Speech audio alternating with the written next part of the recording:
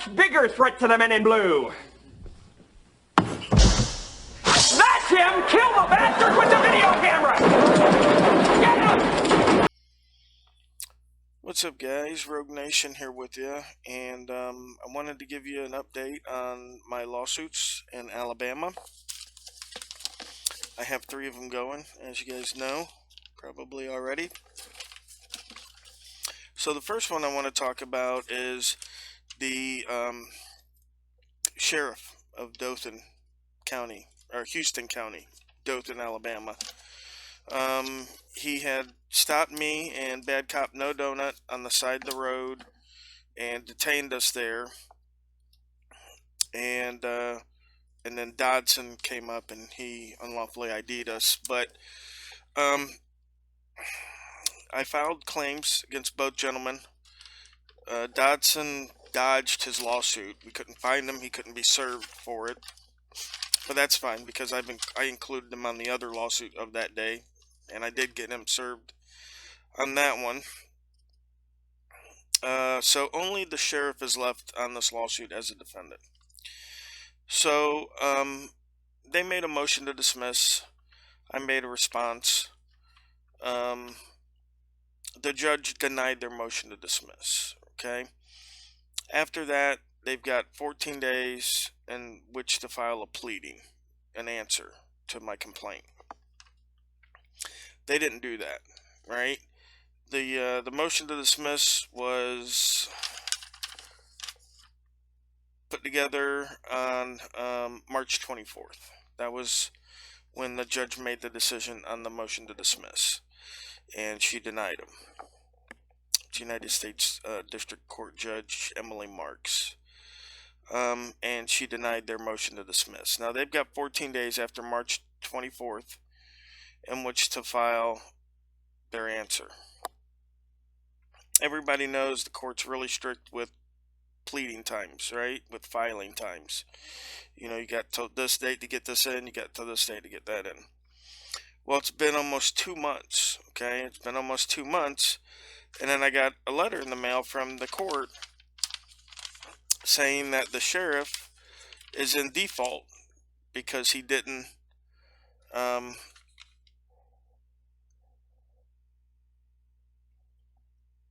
I'll hold that up there so you guys can pause it and then go back and read it. Because they said the sheriff was in default.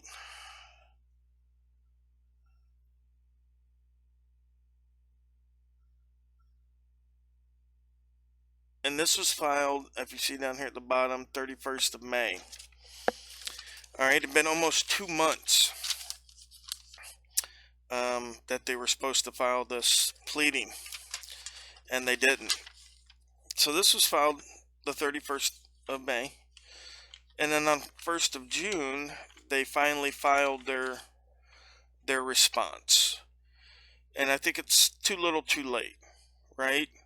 So there is something known as just cause where you can tell the court, well, I didn't file the pleading because, you know, a mudslide took out my house, right? And all my files were in there. I came down sick with the COVID and I was down for 2 weeks. So there's just causes to accept pleadings after the filing dates. But we're talking 2 months here, right? 2 whole months almost. And there's not one attorney, there's 2 attorneys working on this, right? Let me see if I can find their name. Hold on, I got it right here. And this is their answer that they sent, and they filed it. As you can see, they filed that thing June 1st. So what happened was they got that notification of the default, and then they rushed to put this answer in, right? Because this answer, it doesn't look like it's written by 2 seasoned 20-year attorneys that do this all the time. Looks like maybe their paralegal wrote it or something. There's stuff in here that I don't know why they put in there. But there's 2 attorneys working on the case, right, for them. From a prestigious law firm there in Alabama, right? Look those guys up. A lot of the people that work there have gone on to become like magistrate judges and like deputy counsel to the attorney general, and they are intertwined in government. That law firm, they're like the Halliburton of law, I guess, in Alabama. So there's no reason why it should have taken 2 months, right, for these guys to file a reply, but it did, and only after the motion of default was entered. So I'm getting ready to write my motion to the judge. We've got till June 14th to indicate our position, and I'm going to tell him, I want to go ahead with the default, and I'm going to tell him why, and we know the reason why. You know what I mean? This should be a dry case. Easy peasy.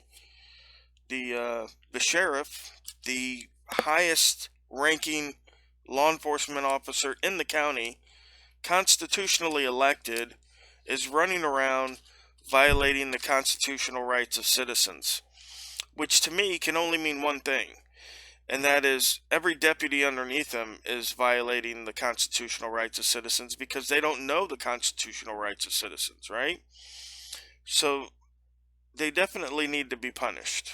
All right, so I'm going to put that in. We'll file that. I got to get that in there by June 14th. That's another week. And then,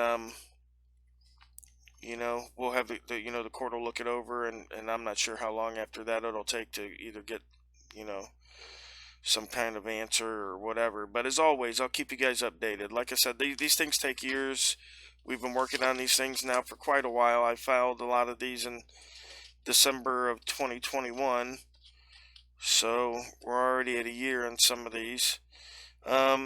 Second case is going to be the other Dothan case, and that's the Bridges and Dodson case. That's the one where we were handcuffed and we were sitting on the chairs for, an hour or whatever while they decided that we weren't committing a crime.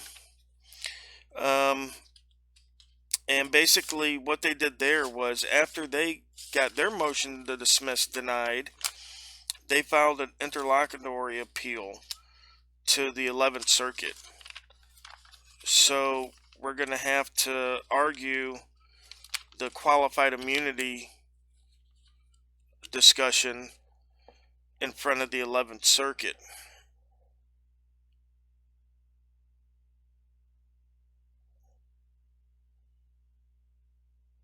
All right.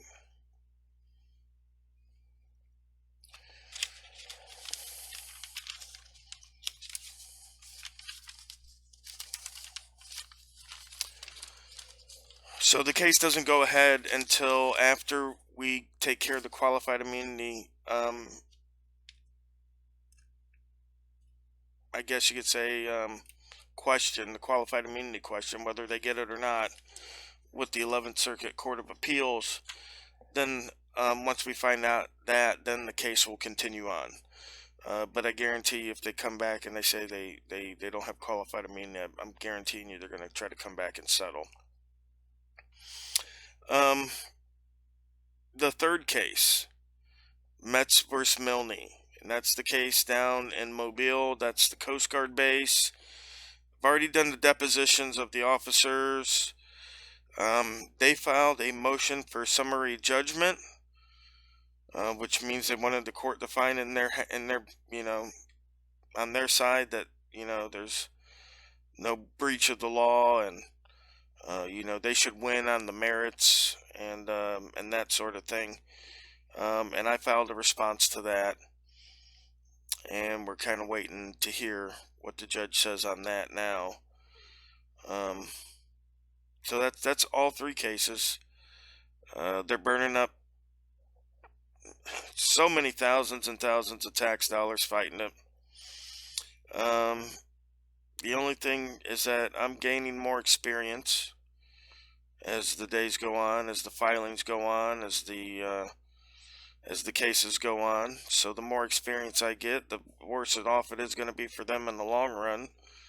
Because I'm just going to keep hitting them, every time they violate rights, they're gonna get hit. And you know, sooner or later, I'm gonna get to a point where I've got all the experience I need, and you know, I got the camera to back up, you know, as my eyewitness, so there won't be much they could do. But all right, guys, I won't keep you much longer. I just wanted to let you know the outcomes, or you know, what the haps were on the lawsuits, and we'll keep you guys informed, and you'll know as we go on. All right, thanks, guys.